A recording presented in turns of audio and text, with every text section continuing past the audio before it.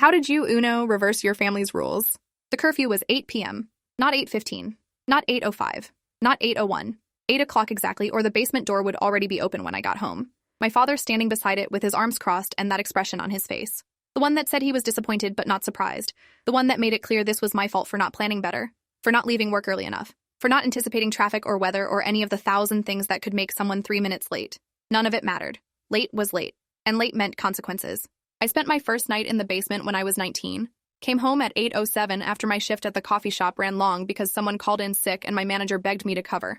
Called my dad from work to explain. He said he understood.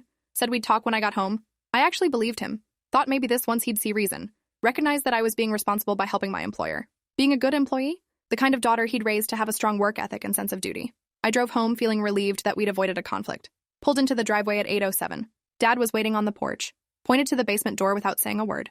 The basement wasn't finished. Concrete floor cold enough to hurt. One bare bulb hanging from a wire that didn't reach the corners. No bathroom. No heat in winter. No fan in summer. Just a folding metal chair and a sleeping bag that smelled like mildew and something else I couldn't identify. Something that had been down there rotting for years. I'd sleep in that bag shivering or sweating depending on the season. Listening to my family move around upstairs. Hearing their voices muffled through the floorboards. The TV playing. Laughter during dinner. Normal life continuing while I sat in the dark counting hours until Dad decided I'd learned my lesson. The first night I cried. Begged him through the door to let me out. Promised I'd never be late again. Swore I'd quit my job if that's what it took.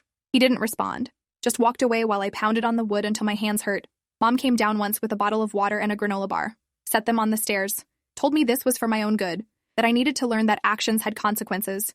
That the real world wouldn't tolerate people who couldn't follow simple rules. She left before I could argue. Locked the door behind her. I spent 13 hours down there before Dad let me out the next afternoon. Missed a morning shift at work. Lost half a day's pay. All for being 7 minutes late through no fault of my own. My older brother Damien had no curfew. He was 24 and lived in the house completely free. No rent, no chores, no rules about when he came or went. He'd stumble in at 2 or 3 in the morning smelling like alcohol and cigarettes. Sleep until noon. Eat whatever food was in the fridge that I'd usually cooked or Mom had bought with the rent money I paid. Dad would see him and say nothing. Absolutely nothing. No lectures about responsibility, no discussions about contributing to the household. No consequences for being unemployed for the past 18 months while claiming he was finding his path and exploring opportunities. My younger sister Iris was 17 and treated like royalty. No curfew, no expectations, no responsibilities whatsoever. She spent her days painting in the converted garage studio that Dad had built for her. Spent her nights at friends' houses or parties or wherever she wanted without ever telling anyone where she was going. Mom would defend this by saying Iris needed creative freedom, needed space to develop her artistic voice without the constraints of arbitrary rules, needed support and understanding because she was sensitive and going through a difficult phase that had apparently lasted her entire life. Meanwhile, I paid $400 a month in rent while Iris got a weekly allowance of $75 for art supplies. The inequality was suffocating. I worked 45 hours a week at a coffee shop that paid $11 an hour, gave half my paycheck to Dad for rent and groceries, even though the groceries were mostly eaten by Damien and Iris. Came home exhausted and had to cook dinner for 6 people by 6:30 p.m. exactly, or face another lecture about pulling my weight. Had to clean the entire house every Saturday morning. Vacuum and dust and scrub bathrooms and mop floors while Damien slept and Iris painted and my parents sat on the porch drinking coffee and reading.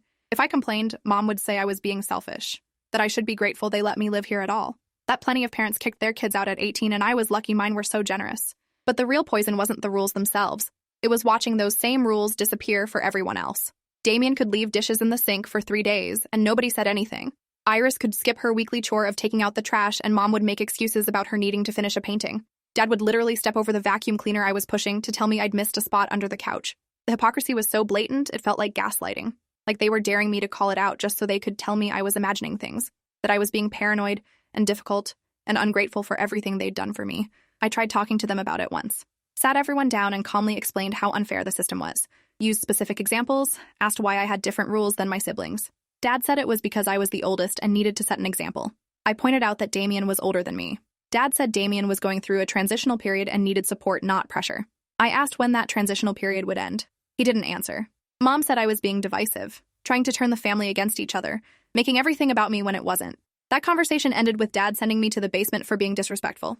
I spent that night writing a list of every rule and every exception, every punishment I'd received that my siblings hadn't, building evidence that I was too angry to use yet, too scared of making things worse. Everything changed on a Friday in November. I got stuck in traffic on the highway coming home from work, not moving, completely stopped.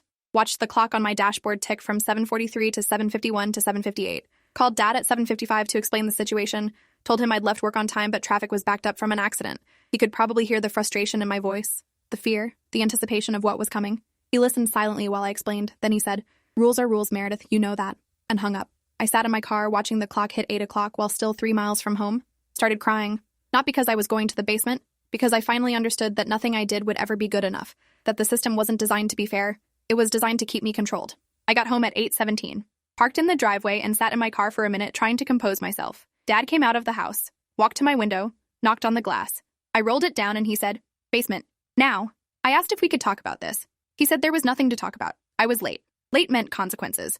Those were the rules I'd agreed to by living under his roof. I said I hadn't agreed to anything. He said if I didn't like it, I could leave, find my own place, support myself completely, see how far I got without family help. The threat was clear. Submit or be cast out. Choose the basement or choose homelessness. No middle ground, no room for negotiation. I went to the basement, spent the night on the concrete floor wearing my work clothes that still smelled like coffee and vanilla syrup, shivering because November in the basement was cold enough to see my breath, listening to my family eat dinner upstairs, hearing them laugh at something on TV, the sound of the dishwasher starting, footsteps above my head as they got ready for bed, normal life continuing without me, like I didn't exist, like I didn't matter, like I was a problem that had been temporarily solved by being locked away. That night, something inside me changed. Not broke. Changed. Shifted. Crystallized into something harder and colder and more calculating than I'd ever allowed myself to be before. I started planning the next morning. Sat in the basement after Dad let me out at 11 a.m. and made lists in my phone. Every rule they'd ever enforced on me. Every exception they'd made for Damien and Iris. Every punishment, every double standard, every moment of blatant favoritism that I could document with dates and times. I'd been tracking it unconsciously for years. Now I made it conscious, made it organized, turned my resentment into data, my anger into evidence. If they wanted to play the rules game, I'd play it better. I'd use their own logic against them until the system collapsed under its own hypocrisy. I just needed the right opportunity, the right moment when they needed me enough that my absence would hurt. The opportunity came 3 weeks later. Dad announced we were having an important dinner party. His boss and his boss's wife were coming over along with 2 other couples from his office. This was a big deal because Dad had been trying to get promoted to regional manager for 8 months. He needed to make a good impression, needed to show he was stable and successful and had a functional home life, needed his boss to see him as someone who had it all together, someone who could be trusted with more responsibility. Dad was nervous in a way I'd never seen before. Actually asked me nicely instead of demanding. Said he needed my help making this dinner perfect. I spent 4 days planning the menu, researched recipes online, made shopping lists, bought expensive ingredients with my own money because Dad said he'd reimburse me later, which I knew meant never, but I bought them anyway. Pork tenderloin with herb crust, roasted vegetables with balsamic glaze, garlic mashed potatoes, homemade dinner rolls, a chocolate tart for dessert that required ingredients I'd never worked with before. I practiced the tart twice to make sure I could execute it perfectly. Spent my days off cooking test versions and making my family eat them so I could refine the recipes. Dad actually complimented me. Said he was impressed with my dedication. Said maybe we'd been too hard on me lately. That I was really stepping up and showing maturity. The manipulation in his words was obvious, but I pretended not to notice. Smiled and said I was happy to help. That family was important. That I wanted his promotion to happen because it would be good for everyone. He seemed genuinely pleased. Mom hugged me and said she knew I had it in me to be responsible and helpful. That this was the daughter she'd always known was in there somewhere. The daughter who put family first. Who understood that sacrifice was part of love. I nodded and smiled and felt absolutely nothing except cold satisfaction that my plan was working. They thought I'd finally broken. Finally submitted. Finally accepted my role as the family servant. They had no idea what was actually coming. I spent the day of the dinner party cleaning the house until it sparkled. Scrubbed bathrooms until the grout was white. Polished the dining room table until I could see my reflection. Vacuumed every room, including the basement that nobody ever went into except me on punishment nights. Set the table with our fancy dishes that we never used. The china with gold trim that had been my grandmother's. Crystal wine glasses. Cloth napkins folded into elaborate shapes I'd learned from YouTube videos. Everything had to be perfect. Had to look like a home where successful people lived, where functional families gathered, where nothing was wrong beneath the surface. The cooking started at 2 p.m. for a dinner scheduled at 6:30. I timed everything precisely. The pork needed to roast for exactly 90 minutes. The vegetables had to go in 45 minutes before serving. The potatoes would be mashed at the last moment so they stayed hot and fluffy. The rolls needed to come out of the oven right before everyone sat down so they'd be fresh and warm. The tart was already made and chilling in the fridge, looking absolutely perfect with its dark chocolate ganache and decorative shavings. Everything was choreographed like a dance. Every element timed to come together at exactly the right moment. I'd never worked so hard on anything in my life. The guests arrived at 6:15. I greeted them at the door, wearing the dress Mom had bought me specifically for this event. Something appropriate, conservative, the kind of thing a well-brought-up daughter would wear. I smiled and took coats. Made small talk about traffic and weather and how wonderful it was to finally meet everyone. Dad's boss was a tall man named Richard with gray hair and an expensive watch. His wife, Gloria, had that polished look of someone who'd never worried about money. The other couples were similarly affluent, Successfully married people with successful careers and successful children. The kind of people my father wanted to become. The kind of people he thought he deserved to be. I served drinks in the living room. Wine for the adults. Sparkling water with lemon for those who didn't drink. Passed around the appetizers I'd made earlier. Bruschetta with fresh tomatoes and basil. Stuffed mushrooms. Bacon-wrapped dates. Everyone complimented the food. Said I was clearly talented in the kitchen. Dad beamed and said I'd learned from my mother, who was an excellent cook. Didn't mention that Mom hadn't cooked a family meal in 2 years. That I'd been doing all the cooking while working full-time. That this talent he was so proud of had been developed out of necessity, not choice. But I smiled and accepted the compliments and played my role perfectly. Dinner was scheduled for 6:30. At 6:25, I excused myself to check on the food and make final preparations. Walked into the kitchen, looked at the beautiful roast in the oven, the vegetables ready to be tossed with balsamic, the potatoes boiled and waiting to be mashed. Everything perfect. Everything on schedule. Everything exactly as it should be. I turned off the oven, turned the burners up to high under the empty pots I'd placed there earlier, opened the oven door so heat would pour into the kitchen, set a timer on my phone for 20 minutes, and then I walked out the back door, got in my car, drove away. I didn't go far. Parked 3 blocks away on a side street where I had a clear view of the house. Sat in my car with the engine off, watching, waiting, feeling absolutely calm, no anxiety, no guilt, no second thoughts. Just cold certainty that what I was doing was necessary. That this was the only language my family understood. Consequences. They'd spent 2 years teaching me about consequences. Now they'd learn what consequences felt like when the roles were reversed. When the person they'd been controlling suddenly had all the power. When their success depended on someone who'd finally stopped caring about their approval. At 6:47, smoke started pouring from the kitchen windows. Thick gray smoke that billowed out and up into the darkening sky. At 6:51, the smoke alarm started screaming. I could hear it even from 3 blocks away. High-pitched and insistent and impossible to ignore. At 6:53, the front door burst open and Dad's boss and his wife came rushing out. They weren't running exactly, but they were moving fast. Looking back at the house with concern. Gloria was holding her purse against her chest. Richard was on his phone, probably calling 911. They got in their car and drove away without waiting for anyone else. The other 2 couples emerged next. Confused, concerned, looking to my father for explanation he couldn't provide. Dad was running around the side of the house toward the kitchen, probably trying to figure out what had happened, how his perfect dinner had turned into a disaster. Mom came out next with Damien and Iris, all of them coughing, waving smoke away from their faces. The smoke alarm was still screaming. Dad reappeared from around the house carrying a fire extinguisher, went back inside. The alarm finally stopped about 2 minutes later. The guests were already gone. Just my family standing in the front yard looking at their smoke-filled house, looking for me. I wasn't there. I waited until exactly 8:03 p.m. to drive back. 3 minutes past my curfew. Perfect timing. Dad was standing in the driveway when I pulled up. His face was red, splotchy, veins visible in his neck and forehead. His hands were clenched into fists at his sides. The kitchen behind him looked like a disaster zone through the windows. Smoke stains on the ceiling. The smell of burnt food and melted plastic carrying all the way to where I sat in my car. I took my time getting out, locked the door, put my keys in my purse, made him wait while I gathered my things. He was vibrating with rage, actually shaking. He started screaming before I'd taken 3 steps. Where had I been? What the hell was I thinking? Did I know what I'd done? His boss left disgusted. Gloria thought they were insane. The other couples were probably already telling everyone at the office about the disaster. His promotion was gone. Finished. Destroyed. All because I couldn't follow simple instructions. Couldn't do the one thing he'd asked. Couldn't be trusted with basic responsibility. The kitchen was ruined. The food was destroyed. Everything was my fault. Always my fault. I was a disappointment. A failure. A burden he should have cut loose years ago when he'd first realized I was more trouble than I was worth. I let him finish. Stood there with my arms crossed, waiting. He finally ran out of steam, breathing hard, face still red. He grabbed my arm, started pulling me toward the house, toward the basement door that was standing open, ready to swallow me for who knows how many days this time, for ruining his career prospects, for embarrassing him in front of his boss, for being the daughter who couldn't even cook a simple dinner without somehow sabotaging it. He was muttering the whole way, saying I'd done this on purpose, that I'd deliberately destroyed tonight because I was jealous or spiteful or fundamentally broken somehow. I stopped walking, made him drag me a few steps before he turned around. I smiled at him. Actually smiled. Wide and genuine and completely calm. He looked confused, unsure. That smile wasn't the reaction he'd expected. I said, "No, I don't think so." He said what? I said I wouldn't be going to the basement tonight. Or any night. Not for this. Not for anything. He said I didn't have a choice. I was late. Late meant consequences. Those were the rules. I nodded. Said he was absolutely right. Those were the rules. And I was 3 minutes late. So according to his rule, I should go to the basement. But here's the thing. I learned about rules and consequences from him. He was an excellent teacher. Dad's face went from red to purple. He said this was completely different. That I'd deliberately sabotaged the dinner party. That I'd destroyed his promotion prospects. That I'd humiliated him in front of his boss and colleagues. I asked how it was different. I was late. Late means basement. Those are the rules he created. The rules he enforced consistently without exception for 2 years. The rules that didn't care about traffic or work running late or any reasonable excuse. Rules were rules. Consequences were consequences. I was just applying what he'd taught me. If the consequences seemed unfair or disproportionate or cruel, well, maybe he should have thought about that before making them. Mom came outside then, still smelling like smoke, her hair disheveled, her face puffy from crying. She started yelling about the kitchen, about the burnt pots that were welded to the stove burners, about the smoke damage on the ceiling and walls, about the ruined food and the destroyed dinner party, about how embarrassed she was, how humiliated, how she'd never be able to show her face at Dad's office again.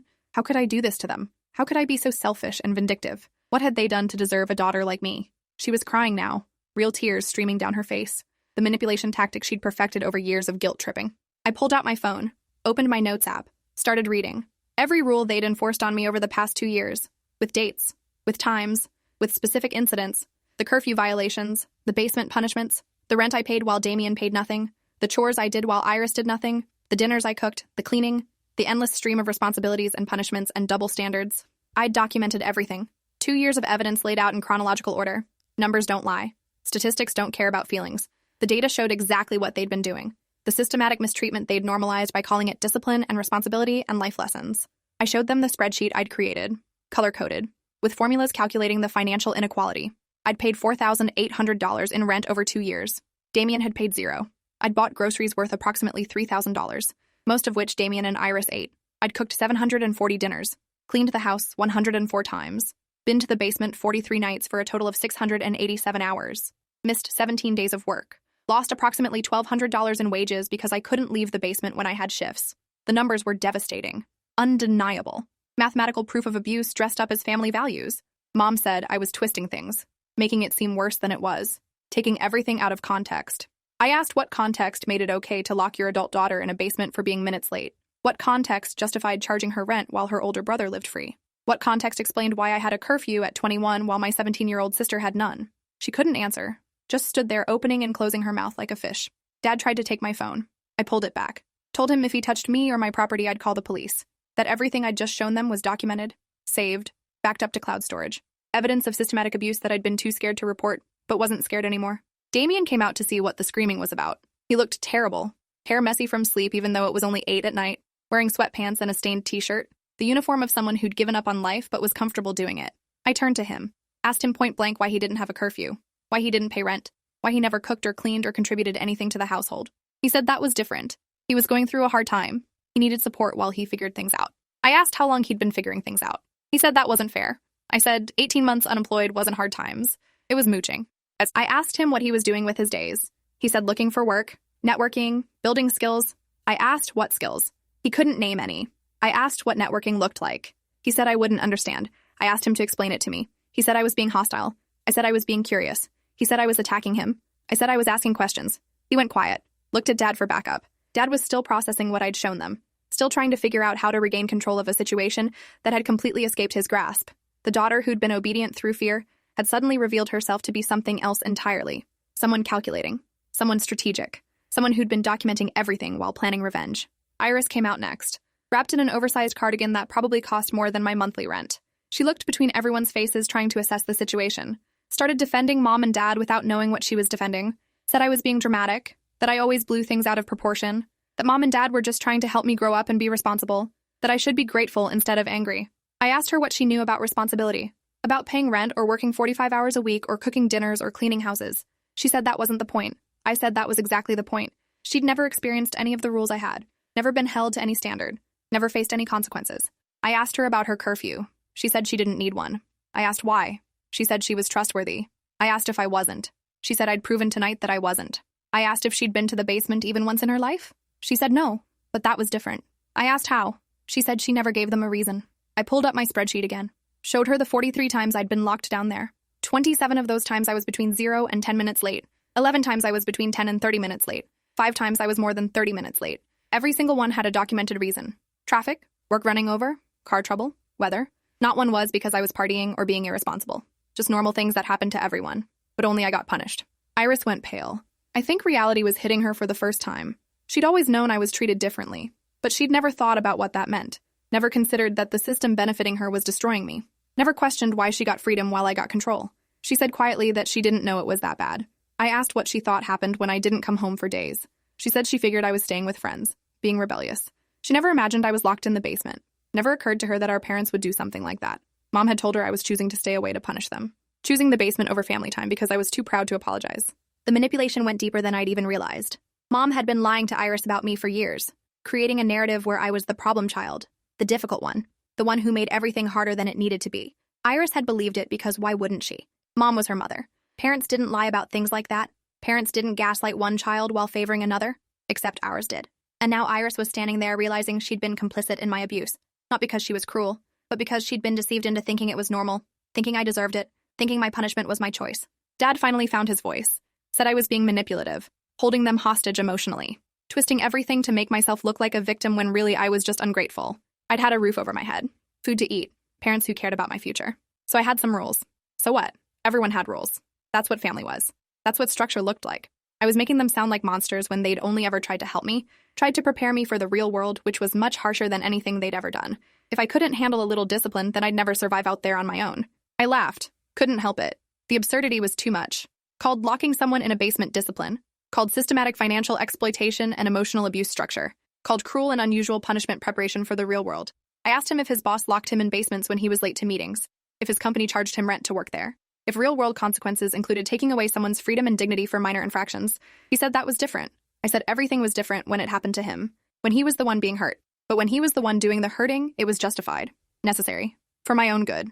I told them I was done, finished, completely through with their rules and their punishments and their systematic mistreatment. They could either treat me like an actual adult with basic human rights, or I'd leave tonight, find roommates, live in my car if necessary. Anything was better than staying in a house where I was less than human, where I existed to serve and obey and accept whatever they decided I deserved. I'd tried playing by their rules. I'd tried being good. I'd tried earning their approval through submission. All it got me was more abuse. So now I was changing the rules. They could adapt or lose me completely. Their choice. The silence that followed was absolute. Nobody moved. Nobody spoke. The smoke smell still hung in the air. The kitchen behind them ruined. The dinner party destroyed. Dad's promotion prospects gone. All because they'd pushed someone too far. All because they'd thought they could control me forever through fear and punishment. All because they'd underestimated what would happen when the person holding their family together decided to let go. They were processing this, realizing I meant it, realizing I wasn't making an empty threat, realizing they'd created this situation by being cruel and now had to live with the consequences. Dad tried to backtrack, said maybe everyone was tired and emotional, that we should sleep on it and discuss things calmly tomorrow, that we'd all said things we didn't mean and cooler heads should prevail. I said no, we'd discuss it now. New rules or I walked. He said I was being unreasonable. I said I'd been unreasonable for 2 years by accepting unreasonable treatment. Now I was being rational, logical, fair. Everything they'd claimed to value but never actually practiced. He said we couldn't make decisions like this in the heat of the moment. I said I'd been making this decision for weeks. This wasn't heat of the moment. This was calculated, planned, executed perfectly, just like they'd taught me. I laid out my terms. No more curfew. I was 21 years old, an adult. I'd come and go as I pleased. No more basement punishments. That ended immediately and permanently. The door would be locked and never used as a weapon again. Rent would be split 4 ways. Me, Damien, Iris, and them. Everyone contributed equally or everyone left equally. Housework would rotate weekly on a posted schedule. Everyone took turns cooking and cleaning and shopping and managing the household. No exceptions, no favorites, no excuses. Equal treatment across the board or I walked tonight and they'd never see me again. Damien objected first. Said he couldn't afford rent right now. I said he had 1 week to find a job and produce his first paycheck or he could find somewhere else to live. He said that wasn't enough time. I said 18 months was enough time. 1 week was generous. He looked at Dad. Dad said nothing. The power dynamic had shifted so completely that Dad didn't even try to help him. Damien was on his own, finally experiencing what it felt like when the person who'd been protecting him stopped, when the system that benefited him collapsed, when consequences applied to him too. Iris said this wasn't fair, that she was still in school, that she couldn't work full-time and pay rent. I said she was 17, old enough to work part-time, old enough to contribute something instead of nothing. She said her art was important, that she needed time to develop her talent. I said my job was important too. My time was valuable too. My future mattered too. But I'd been working and cooking and cleaning and paying rent while she painted and partied and did whatever she wanted without consequences. That ended now. She could get a part-time job and contribute $300 a month or she could live with Grandma. Her choice. Mom tried the tears again. Said I was tearing the family apart. Being cruel, heartless, vindictive. Everything she'd taught me not to be. I asked her if she thought locking me in a basement 43 times was kind. If charging me rent while letting Damien live free was generous. If making me do all the housework while everyone else relaxed was loving. She said I was twisting her words. I said I was repeating her actions. There was a difference. She said she'd only ever wanted what was best for me. I said what was best for her was having a live-in servant she could control through fear. She'd gotten that for 2 years. Now she was getting a daughter with boundaries who wouldn't accept mistreatment. Dad finally tried the nuclear option. Said if I didn't like living in his house, I could leave. That I had until midnight to pack my things and get out. That he wouldn't have someone so disrespectful and ungrateful under his roof. I said perfect. I'd be gone in 20 minutes. Started walking to my car to get boxes from the trunk I'd stored there a week ago. Prepared for exactly this scenario. Dad looked panicked. Asked where I thought I was going. I said anywhere but here. I had friends, had my car, had enough savings for a deposit on an apartment because I'd been secretly hiding money for the past 3 months. Depositing my checks at one bank but keeping cash at another. Building an escape fund they didn't know about. Mom grabbed my arm. Said we needed to talk about this. That we couldn't let it end this way. That family was forever and we'd regret burning bridges we couldn't rebuild. I pulled away. Said they'd been burning bridges with me for 2 years. Every basement night was gasoline. Every unequal rule was a match. They'd built the fire. I was just refusing to burn in it anymore. She said I was being melodramatic. I said documentation wasn't drama. Numbers weren't emotion. Facts were facts. And the facts said they'd abused me systematically while pretending it was love. If that was their version of family, then I was better off alone. That broke something in Dad. He actually deflated. The anger drained out of him and left something smaller behind. He said fine. We'd try it my way. New rules, equal treatment. Everyone contributed. He'd do it if that's what it took to keep me from leaving. I asked if he meant it or if this was a manipulation to buy time. He said he meant it. Said he didn't want to lose me. That he'd been wrong. That maybe he'd gotten carried away with the discipline. That maybe he'd treated me unfairly. The closest thing to an apology I'd ever heard from him. Not perfect. Not even particularly good. But something. Mom nodded. Said she'd try harder. Would make sure the rules were fair. Would stop the basement punishments and the curfew. Would work with me to build something better. Iris said she'd get a job. Would help with chores. Would try to see things from my perspective. Damien said nothing. Just stood there looking lost. Finally said he'd start applying to jobs tomorrow. Would have something within the week. Would pay his share. Would prove he could be responsible. I didn't believe any of them. But I accepted their agreement. Told them I'd stay on a trial basis. 3 months. If the new system worked, I'd stay. If they reverted to old patterns, I'd leave without warning. They agreed. The negotiation lasted 2 more hours. We sat at the kitchen table that still smelled like smoke and hammered out details. Created a rotating chore schedule. Set rent amounts based on income. Established rules that applied equally to everyone. No curfews for anyone.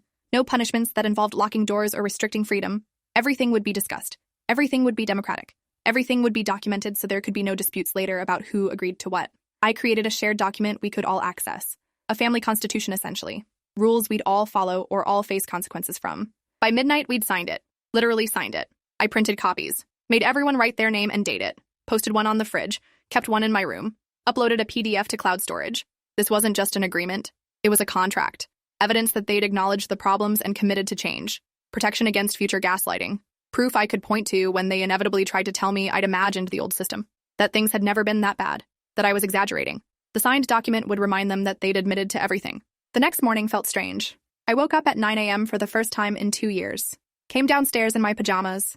The whole family was already up, looking at me nervously, waiting to see if I'd actually enforce the new rules or if last night had been an empty threat I'd abandon once I'd calmed down. I made myself breakfast, scrambled eggs and toast, sat at the table, ate slowly. Nobody said anything. The silence was different than before. Not oppressive, just uncertain. Like everyone was learning a new dance and hadn't figured out the steps yet. Dad asked if I wanted coffee. Not demanded I make coffee for everyone. Actually offered to get me some. A small thing but significant. Proof he was trying. I said yes. Watched him pour it, add cream and sugar the way I liked, set it in front of me with something close to a smile. I thanked him. The interaction was stilted, awkward, but better than anything we'd had before. Mom asked what I wanted for dinner. Actually asked instead of assigning me to cook. I said I'd cook tonight, but someone else needed to do dishes. Iris volunteered. Another small victory. That week was adjustment. Damien actually got a job. Retail at an electronics store. Came home with paperwork showing his hourly rate and schedule. I verified it was real. Called the store to confirm. It was. He started the following Monday. Came home exhausted that first night. Complained about standing all day. About rude customers. About how hard working actually was. I didn't sympathize. Just said welcome to the last 2 years of my life. He went quiet. I think he was finally understanding what I'd been dealing with. What he'd been insulated from by my labor and his parents' favoritism. Iris got a job too. Coffee shop 3 blocks from our house. Part-time after school and weekends. Started bringing home $200 every 2 weeks. Not much, but something. She complained about the work, about the early mornings, about customers who were demanding. I reminded her I'd been working in a coffee shop for 2 years while also cooking and cleaning for the whole family. She said she didn't know it was that hard. I said that was because I'd never complained. Never made it anyone else's problem. Just did what needed to be done while everyone benefited from my labor without acknowledging it. Mom and Dad started doing their own chores. Dad handled trash and yard work. Mom did laundry and bathroom cleaning. I took kitchen and vacuuming. Iris did dishes and dusting. Damien did general tidying and grocery shopping. Everything rotated monthly so nobody got stuck with the worst jobs forever. The house was cleaner than it had been in years. Not because I was doing more, but because everyone was doing something. Shared responsibility meant shared investment. People who contributed to the cleaning didn't trash the house as casually. 3 months passed. The system held. Nobody reverted. Nobody tried to manipulate the rules. We had a couple of arguments about whether someone had done their chores properly, whether someone's rent payment was late, normal household disputes, but they were resolved through discussion, through referring to the document we'd created, through treating each other as equals who'd agreed to terms we were all responsible for upholding. It wasn't perfect, but it was sustainable. It was fair. It was something I could live with. I started saving money properly. Without rent taking half my paycheck, I could build real savings. Enough for a deposit on an apartment. Enough to buy a reliable car to replace my current one that was dying. Enough to have security. Options, freedom. I didn't tell my family. Didn't share my financial situation. They'd proven they couldn't be trusted with that information. They'd exploited it before. I wouldn't give them the opportunity again. My money was mine. My plans were mine. My future was mine to control. 6 months after the dinner party disaster, I moved out. Found an apartment with my best friend Kimiko, who'd been begging me to leave for years. Told my family at dinner. They looked sad, surprised. Mom asked if I was leaving because of them. I said yes and no. Yes, because they'd made living here unbearable for 2 years. No, because things had improved and I just needed my own space. Needed to prove I could make it on my own terms. Needed distance from people who'd hurt me even if they were trying to do better now. Some damage doesn't heal just because people apologize. Dad said he understood. Said he was proud of me. Said he knew he'd failed me in a lot of ways, but hoped I'd forgive him eventually. I said maybe. Time would tell. I wasn't ready to forgive yet. Wasn't ready to forget. But I was ready to move forward. To build a life that wasn't centered on surviving my family. To discover who I was when I wasn't in survival mode constantly. That had to be enough for now. Mom hugged me, cried, said she loved me. I said I loved her too, even though I wasn't sure I meant it. Some things you say because they're expected, not because they're true. Moving day was weird. My whole family helped carry boxes. Damien loaded furniture into the truck he'd bought with his job money. Iris had drawn a welcome home picture for my new place. Mom packed food for my kitchen. Dad wrote me a check for $1,000 and said it was to help with deposits and furniture. I almost didn't take it. Didn't want to owe them anything. But Kimiko said it was a gift, not a loan. That I should accept it and use it to build the life I wanted. So I did. Put it toward a new bed. A real desk. Things I'd never had because all my money went to rent and groceries. The apartment was small, but it was mine. Kimiko and I split rent equally. Split chores equally. Split everything down the middle because we were both adults who respected each other. The contrast to my family was stark. This was what healthy looked like. What equal looked like. What respect looked like. Nobody locked anyone in basements. Nobody had curfews. Nobody paid more than their share. Nobody worked harder than everyone else. We were partners in creating a home, not enemies in a power struggle. The difference was staggering. I still see my family for holidays. Keep my distance the rest of the year. We're cordial, functional, but not close. The relationship is built on mutual understanding that I won't tolerate mistreatment and they can't survive without my cooperation. They know I documented everything. Know I could share those documents with extended family, with friends, with anyone who asked about our relationship. They know their reputation depends on me staying quiet about what they did. That's its own kind of power. Its own kind of justice. Not perfect, but something. Damien apologized about a year after I moved out. Actually apologized. Said he'd been a coward for not standing up for me. That he'd known what was happening was wrong but was too scared of becoming the target himself. Said watching Dad turn on him during those 3 months of new rules made him understand what I'd experienced for 2 years. What it felt like to suddenly have expectations, to face consequences, to be held to standards. He said he was sorry. I said apology accepted, but trust was different than forgiveness. He'd have to earn trust through time and consistent behavior. He understood. Iris apologized too. Said she'd been naive and sheltered. That she'd believed Mom's lies about me because she had no reason not to. That realizing the truth broke something in her understanding of family, of love, of what parents were supposed to be. She said she was in therapy now, working through the guilt of being complicit, working through the realization that she'd been used as a weapon against me without knowing it. Her favorite child status had been a manipulation too, a way to isolate me, to make me the problem. She said she was sorry for benefiting from my suffering. I said she couldn't help being born into this family, but she could help how she responded to learning the truth. So far, she was doing okay. Mom and Dad never really apologized, not properly. They acknowledged things had been difficult, that maybe they'd been too strict, that perhaps the basement had been excessive, but they never took full responsibility, never admitted to abuse, never called it what it was. They reframed it as misunderstanding, as learning experience, as something we'd all grown from. The gaslighting continued just in subtler forms. I didn't push, didn't need their admission. I had documentation, had evidence, had the truth recorded in spreadsheets and notes and signed documents. Their denial didn't change reality. The basement door is still locked. Nobody's been down there since that November night 3 years ago. Dad says it's storage now. Mom says it's too cold and damp to use properly. But I think they locked it because it reminded them of who they'd been, what they'd done. The door is evidence they can't destroy, can't explain away, can't pretend wasn't real. So they locked it and pretended it didn't exist, just like they'd locked me down there and pretended I didn't exist. The irony is almost beautiful. Dad's promotion never came through. His boss apparently told HR about the disastrous dinner party, about the smoke-filled house and the missing daughter, about the dysfunction that suggested instability. Companies don't promote people who can't manage their home lives. Dad blamed me for a while, then stopped when I reminded him I'd been willing to make that dinner perfect. He was the one who created conditions that made me leave. Actions have consequences. He taught me that. I just applied the lesson better than he expected. Now he lives with the result. 3 years later, and I'm doing better than I ever thought possible. Working full-time at a design firm, paying my own rent, building my own life, dating someone who treats me with respect, going to therapy to unpack the damage, learning who I am when I'm not surviving. It's hard. Recovery is hard, but it's mine. My progress, my choices, my future. Nobody can lock me in a basement. Nobody can tell me when to be home. Nobody can exploit my labor or my money or my time. I'm free. Actually free. And that freedom tastes better than any apology my family could offer. Sometimes people ask how I escaped, how I went from controlled to free. I tell them about the dinner party, about walking out, about using my family's rules against them until the system collapsed, about documentation and evidence and strategic revenge. They look shocked, say it sounds extreme, say maybe I went too far. I ask them how many nights they've spent locked in a basement, how much money they've been forced to pay while others lived free, how many times they've been punished for things beyond their control. They go quiet, because they don't know. They can't know. They've never lived it. Thanks for watching till the end. Make sure to subscribe and like to not miss the next story.